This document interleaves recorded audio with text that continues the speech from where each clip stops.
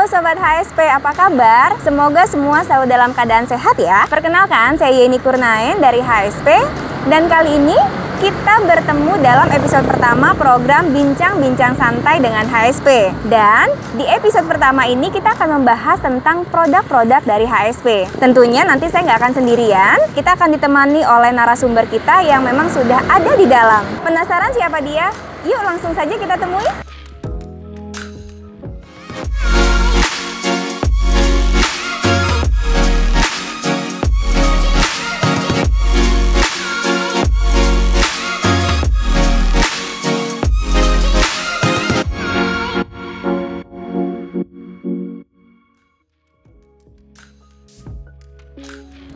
Nah, itu dia sudah ada orangnya. Hai Mas Hendra. Halo. Apa kabar? Wah, sudah lama ya nunggunya ya? Baru beberapa lama. Oke. Mas Hendra mau minum lagi? Udah cukup. Oh, oke. Mas? Oke, terima kasih.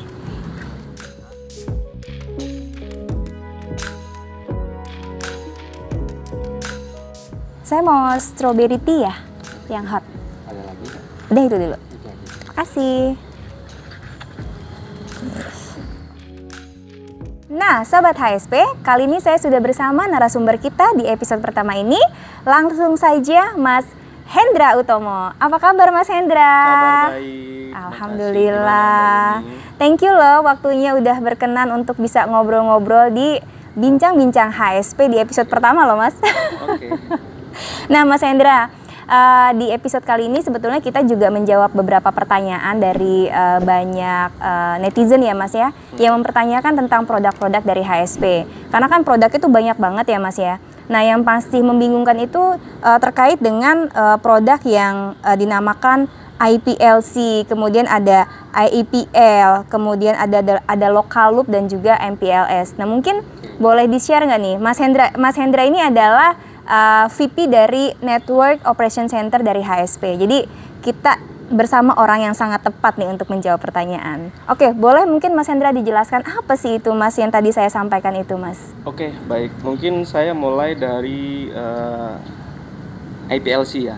Oke. Jadi IPLC dan IEPL itu sebenarnya IPLC ini apa Mas? Singkatan dari? beda tapi sama. Kalau Oke. IPLC itu lebih ke international private lease circuit. Nah, jadi metodenya ini menggunakan layer 1. Sedangkan IEPL itu metodenya menggunakan layer 2. Oke, layer 1, layer 2 ini apa Mas maksudnya jadi Mas? Gini, layer 1 itu lebih ke fisikal.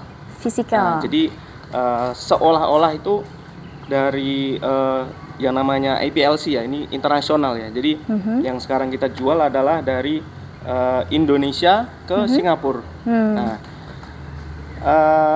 kalau servisnya adalah IPLC, berarti dari Indonesia ke Singapura itu menggunakan layer 1. Jadi seolah-olah ada kabel yang lurus dari Singapura sampai ke Indonesia. Oh, jadi tidak ada terputus ya Mas, langsung gitu ya, direct? Seolah-olah. Seolah-olah. Ya, seolah-olah. Oke. Jadi di situ nggak ada perangkat aktif kami di tengah, itu nggak ada. Jadi emang ya dicolok di ujung A, di ujung Singapura misalnya, internasionalnya Singapura, kemudian satunya misalnya di Jakarta.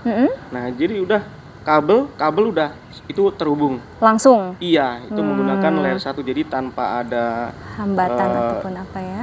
perangkat yang aktif di tengah. Itu. Nah, sedangkan kalau misalnya IEPL, servis yang mungkin dapatkan customer hampir sama ya dengan IPLC, hanya saja ini di jalannya di layer 2. Jadi di layer 2? Iya, virtual. Jadi ada perangkat aktif kami di situ. Jadi ada yang harus kami konfigurasi lah ya. Biasanya kita menggunakan metodenya MPLS. Ini untuk service yang protected. Nah, jadi untuk ya yang namanya jalur ya dari Singapura sampai ke misalnya sampai ke Jakarta itu kan ya ada segmen lautnya, ada segmen daratnya.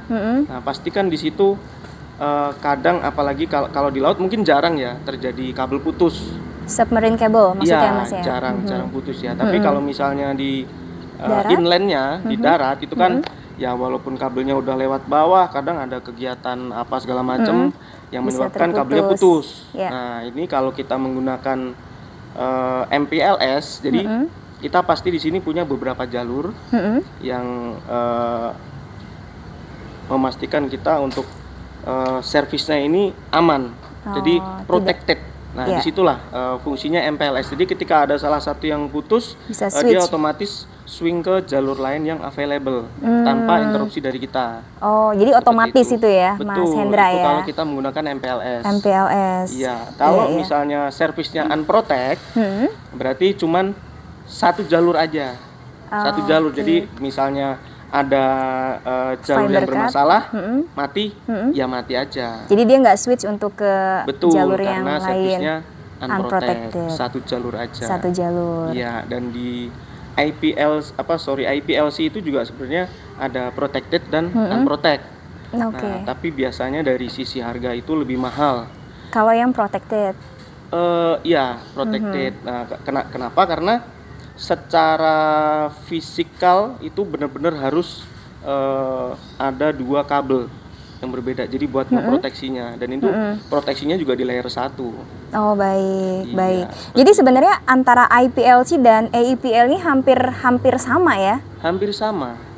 Oke. Jadi tergantung kebutuhan customernya aja sebenarnya. Jadi gini, kan ada customer yang dia mungkin kebutuhan perangkatnya ya harus ini saya butuhnya layer 1 gitu. Nah, kalau yang seperti itu ya itu benar-benar karena layer 1 nggak ada batasan. Jadi apapun yang dilewatin situ akan lewat sesuai dengan kebutuhan customer.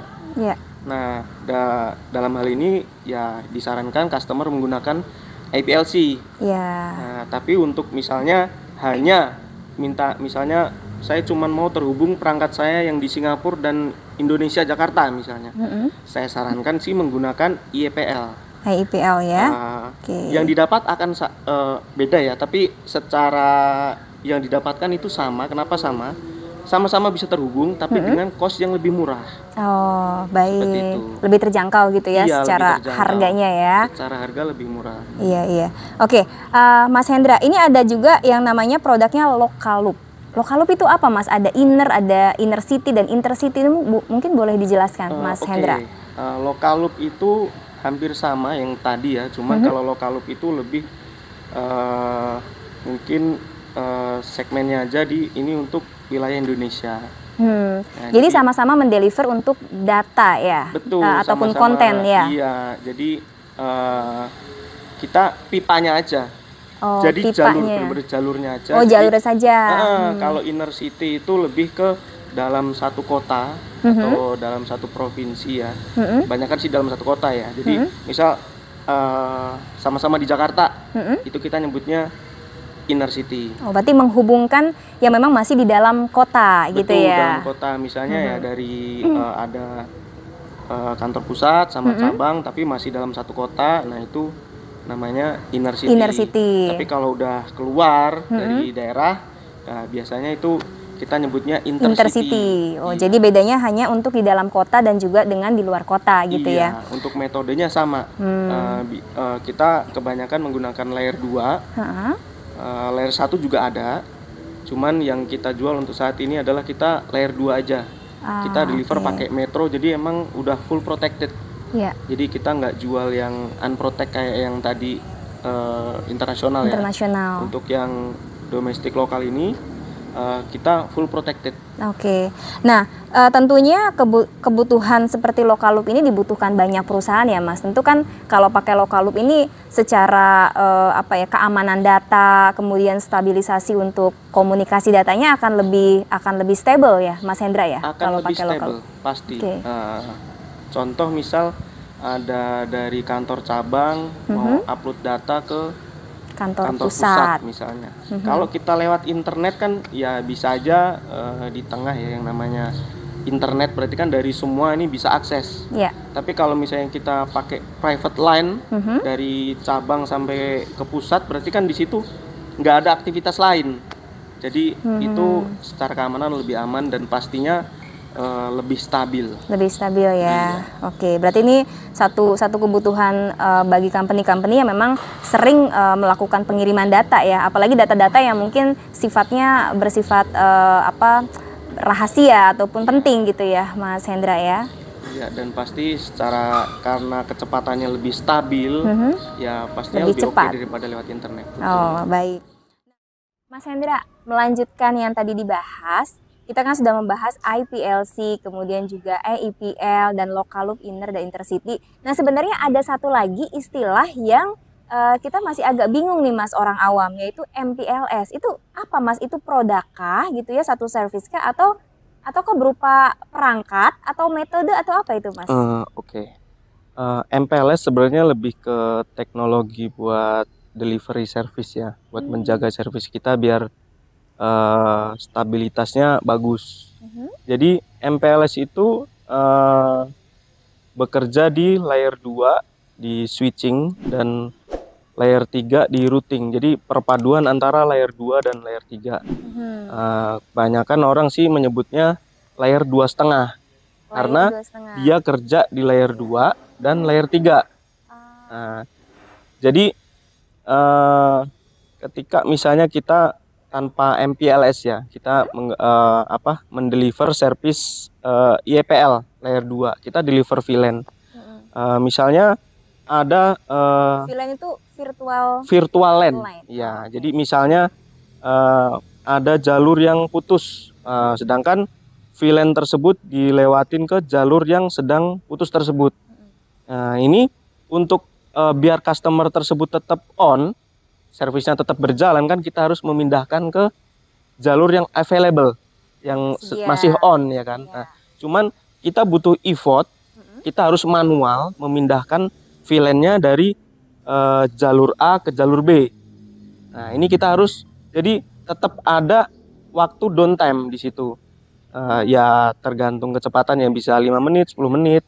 Itu kalau dirasakan oleh pelanggan tuh downtime. Betul. Itu. Semakin banyak perangkat pastinya ya semakin lama waktunya. Ya, tapi kalau kita menggunakan teknologi MPLS ini, ketika ada downtime itu kita nggak perlu action apa-apa, karena dari teknologi MPLS tersebut dia akan ngebaca nih, misal ada 3 jalur, misal terus jalur 1 nih putus, otomatis si MPLS ini akan ngasih sinyal ke sistemnya dia, oke nih jalur ini jangan dipakai karena ini sedang bermasalah. Ya, otomatis ini akan dipindah ke jalur yang available. Dan kecepatan perpindahan servisnya ini bisa di bawah 1 menit. Jadi dari sisi customer, walaupun ada downtime di servis kita, itu customer tidak merasakan dampaknya. Oh, jadi nggak ada dampak yang dirasakan oleh pelanggan ya? Iya, itu karena teknologi MPLS tersebut. Jadi downtime-nya sampai nggak kerasa. Iya, seperti jadi itu. Smooth banget, bahkan pelanggan nggak tahu bahwa itu sedang terjadi gangguan gitu. Betul, ya, dan terjadi switch untuk ke another jaringannya gitu, jalur ya, yang berbeda. Jalurnya berbeda. Oke. Jadi sebenarnya MPLS itu berupa teknologi gitu ya, ataupun metode. Jadi bukan produk ya, sebenarnya MPLS ini merupakan metode ataupun teknologi gitu ya. Nah, tentu teman-teman juga ingin tahu sebenarnya apa aja sih keunggulan dari produk-produknya HSP ya, yang dalam hal ini terkait dengan IPLC, kemudian IEPL, kemudian juga tadi ada Local Loop yang kategorinya ada Inner dan Intercity. Nah, Mas Hendra, mungkin boleh disampaikan nggak Mas, kira-kira tuh keunggulan-keunggulan dari HSP ini terhadap 3 produk tadi itu apa-apa aja Mas? Oke, secara kualitas ya, kualitas kita bisa jamin, kualitas pasti bagus ya. Semua juga bilang gitu Mas, nah ini apa yang bisa menjaminnya nih Mas? Satu, kita punya, kalau untuk jalur ke internasional ya, saat ini kita udah punya kabel sendiri, saat ini kita punya B2JS, dan kita punya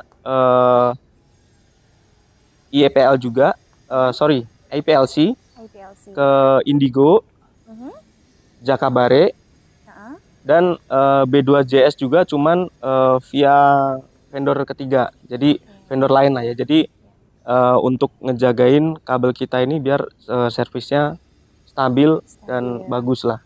Oke, jadi kita punya 3 opsi tadi ya Mas ya. Betul. Oke.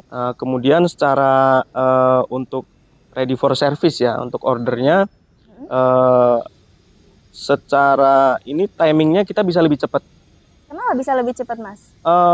Secara birokrasi ya, kita nggak panjang. Yang penting secara administrasi sudah selesai, kita langsung paralel proses. Jadi untuk di masing-masing bagian interkoneksi dan lain-lain itu paralel akan kita proses bersama-sama. Jadi itu akan menekan lama waktu buat connect-nya. Jadi kita bisa lebih mempercepat RFS-nya seperti itu. Biasanya berapa lama nih Mas standar untuk RFS di HSP sendiri Mas? Kita standarnya sih tetap 30 hari ya. Tapi untuk yang saat ini yang sudah bisa yang sudah itu bisa kurang dari 15 hari. Bahkan setelah administrasi selesai itu kita bisa kurang dari 10 hari. Oke. Nah, biasanya kalau banyak provider kan yang saya tahu mungkin lebih dari 30 hari ya Mas ya. Mungkin bisa sampai berapa? 60 hari gitu? Bisa. Ya itu karena dari sisi birokrasinya masih panjang, kemudian mungkin prosesnya nggak paralel ya. Jadi nunggu satu step selesai, kemudian ke step berikutnya. Nah, itu takes time ya? Iya, itu pasti. Iya. Oke. Nah, terus ada lagi nggak Mas? Mungkin apakah HSP ini punya keunggulan, kan tadi kan karena backbone-nya juga sudah mandiri ya, backbone punya sendiri dari tadi Singapura, kemudian masuk ke Sumatera, Jawa, dan Bali gitu ya Mas. Itu kan memang sudah sendiri ya Mas ya kalau HSP. Itu untuk saat ini udah sendiri, jadi yang tadi B2JS itu ya, kita udah sendiri, dan untuk nextnya di mungkin tahun 2023 kita akan ada kabel baru yang namanya Ryzen X. Itu Jadi dari mana ke mana tuh Mas Hendra? Nanti dari Singapura turunnya ke Karawang. Singapura ke Karawang? Iya betul. Itu Jadi gimana itu Mas? nanti pasti ada press release ya mengenai ini. Cuman itu nanti kita akan mulai project itu di 2023. 2023 berarti di tahun ini ya Mas Hendra ya? Iya, kemungkinan di pertengahan tahun ini. Pertengahan tahun ini ya. Oke. Wah, keren banget tuh, dari Singapura langsung ke Karawang. Oke. Siap. Nah, Mas Hendra, kalau dari sisi harga sendiri HSP itu gimana nih Mas? Apakah apakah memang ada harga khusus misalnya lebih terjangkau karena backbone-nya memang sudah sendiri, ataukah seperti apa? Sudah pasti. Jadi untuk harga terjangkau ya, karena kita ya itu tadi kita udah punya kabel sendiri, jadi secara cost yang kita keluarkan buat mendeliver service itu nggak semahal kalau kita belanja dengan pihak lain. Seperti itu. Karena infrastrukturnya sendiri HSP sudah punya sendiri ya. Betul. Makanya HSP bisa mendeliver harga juga bisa lebih terjangkau, lebih kompetitif kepada pelanggan ya. Oke. Nah, kira-kira ada keunggulan lain nggak nih Mas dari HSP selain 3 tadi, dari harga, kemudian tadi kan juga jalurnya banyak gitu ya, dan juga di tahun ini kita akan membangun ya Mas ya, membangun jaringan lagi ya Mas dari Singapura ke Karawang gitu. Mungkin ada yang lain? Ada satu lagi yang pasti sangat penting ya, after sales-nya. Nah, after sales dan supportnya sampai saat ini kita tidak menggunakan chatbot. Jadi apa itu Mas? Chatbot. Jadi kita ketika misalnya customer komplain, kita bisa direct langsung ke tim kami. Ke NOC maksudnya? Betul, ke tim NOC. Jadi bisa langsung interaksi di sana. Kendalanya apa langsung kami cek. Jadi secara support pasti lebih oke lah. Iya, berarti nggak panjang mesti masuk ke sini dulu, nanti ke sini gitu ya. Padahal mungkin di sisi pelanggan sudah lama gitu mengalami masalah ataupun downtime Iya, ya jadi Mas ya? ketika misalnya ada downtime bisa langsung chat, bahkan kita di situ ada grup ya, biasanya kita pakai grup WhatsApp. Di situ ada dari tim NOC sampai manajer, bahkan kadang ada direktur di situ. Jadi ketika misalnya supportnya nggak sesuai ekspektasi, bisa langsung mention. Iya, jadi dengan harapan ya, betul kecepatan buat troubleshooting ketika ada kendala lebih oke. Iya. Berarti penanganannya birokrasinya nggak panjang ya? Birokrasi nggak panjang. Ya apalagi kan corporate ya. Kalau corporate itu kan nggak bisa lama-lama gitu ya. Kalau terjadi gangguan harus cepat ditangani ya. Oke. Nah, Mas Hendra, tadi kan kita sudah banyak banget membahas tentang produk-produk HSP ya dengan berbagai keunggulannya gitu ya. Nah, kira-kira Mas Hendra, adakah pesan-pesan khusus nih yang bisa disampaikan dari Mas Hendra gitu ya kepada sobat HSP di rumah nih, Mas? Oke, jadi kalau pesan saya sih lebih ke ini ya, apakah kita ini mau ngambil servis yang mana sih gitu kan? Kadang kan bingung di sana. Jadi kalau kita concernnya sama keamanan dan kita nggak concern sama harga ya, kita bolehlah ngambil yang IPLC karena secara price pasti lebih mahal. Tapi kalau misalnya butuhnya hanya cuman misalnya mau connect ke exchange di luar negeri misalnya, saya sarankan menggunakan yang IEPL. Jadi secara price itu lebih murah, tapi kita bisa mendapatkan hal yang sama.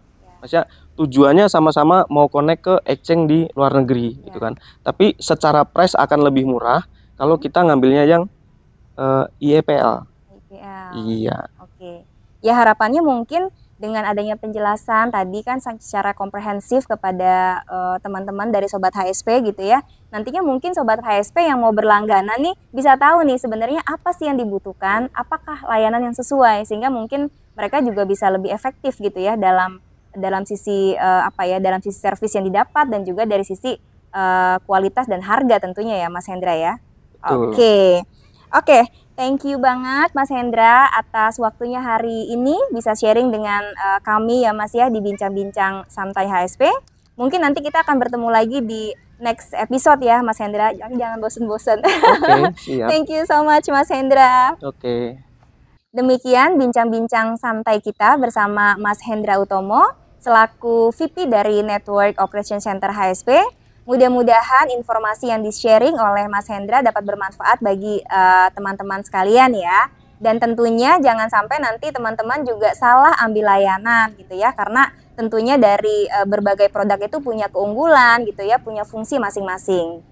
Demikian mungkin teman-teman jangan lupa like, comment, subscribe, and share video Bincang-Bincang Santai HSP kali ini.